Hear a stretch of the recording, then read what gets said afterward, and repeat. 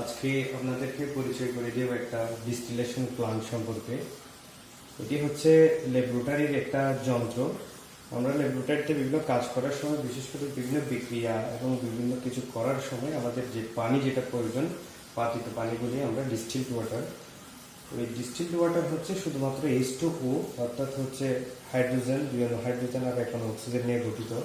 কিন্তু আমরা যদি নর্মাল পানি বাইরে থেকে পানি দিই, সেখানে কিন্তু অন্য উপাদানগুলো, বিভিন্ন মিনারেলসগুলো থাকতে পারে, যার কারণে এটা আমাদের বিক্রিয়াতে বিভিন্ন অন্য বিক্রিয়া ঘটিয়ে ফেলে, যার কারণে আমাদের ডিস্টিলড ওয়াটার প্রয়োজন। এটা হচ্ছে একটা ডিস্টিলেশন প্লান্ট। এটাতে যে দেখতে পাচ্ছেন এখানে সব কিছু কিন্তু একটাই টিউবের মধ্যে যুক্ত। এখানে যে নিচের টিউব যেটা দেখতেছেন, নিচের টিউব, এটা হচ্ছে বয়েলিং, মানে এখানে একটা কয়েল আছে গরমের। এটা এই কয়েলের মাধ্যমে এটা গরম হচ্ছে, পানিটা গরম হয়ে এখানে বাষ্পীভূত হচ্ছে। বাষ্পীভূত হয়ে পানিটা কিন্তু এই আরেকটা টিউবে প্রবেশ করতেছে। এই টিউবের মধ্যে আরেকটা কয়েল আছে ভিতরে, এটা হচ্ছে গ্লাসের টিউব। এই দিক থেকে যে পানিটা ইনপুট হচ্ছে, পানিটা এসে এটা এরকম ঘুরে কয়েল আকারে ঘুরে উপর দিয়ে এসে আবার এখানে এই চেম্বারে আসতেছে অল্প, আর অল্প বাইরে চলে যাচ্ছে।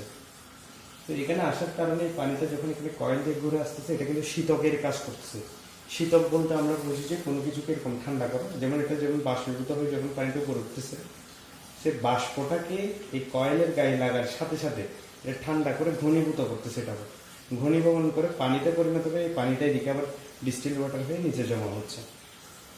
তো এখানে আমি যদি একটু কাছ থেকে আপনাদেরকে দেখাতে চাই, তাহলে দেখেন, এটা হচ্ছে বাইরে থেকে পানির ইনপুট দেওয়া হচ্ছে।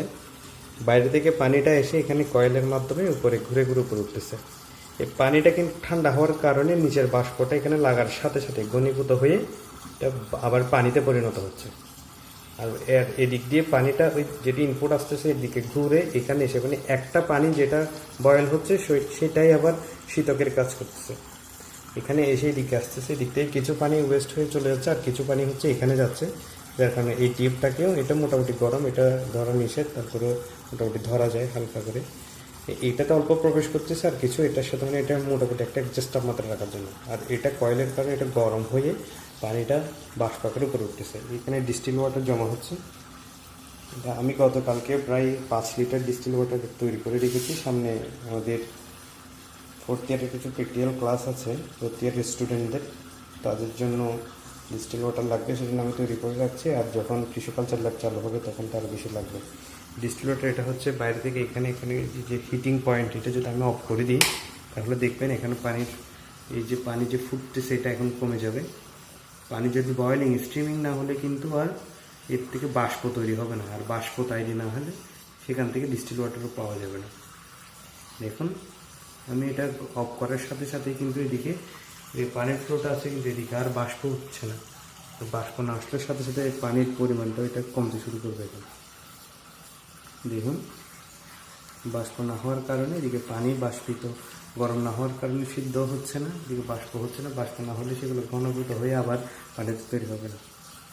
সেই জন্য এদিকে হিটিং পয়েন্টটা অন করার সাথে সাথে এটা আবার চালু হয়ে যাবে। আর এদিকে কিছু পানিরও ব্যাপার স্যাপার আছে। পানির ফ্লোটা যদি অনেক বেশি করে দিই, তখন বেশি পরিমাণ পানি আসবে। বেশি পরিমাণ পানি আসলে এখানে এই পানিটা বেশি গরম হওয়ার সুযোগ পাবে না।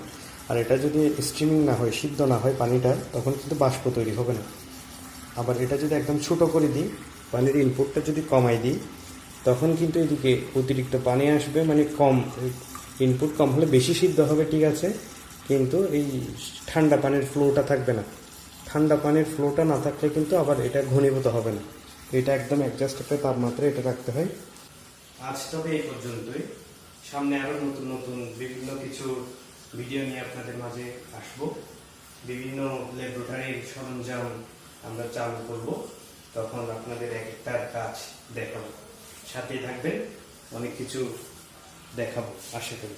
ধন্যবাদ সবাইকে।